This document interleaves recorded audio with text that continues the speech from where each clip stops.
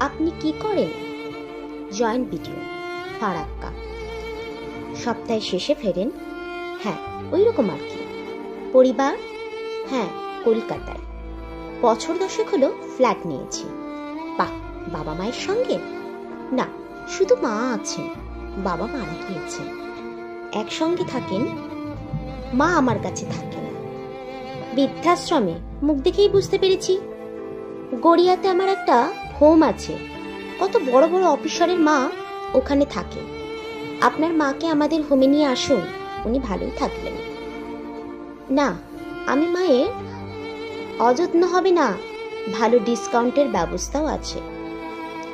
আপনি ভুল করছেন, মা আমার কাছে থাকে না, আমি মায়ের কাছে থাকি। আসলে জন্মদাত্রীকে আশ্রয় দেবার ক্ষমতা সন্তানের থাকে না।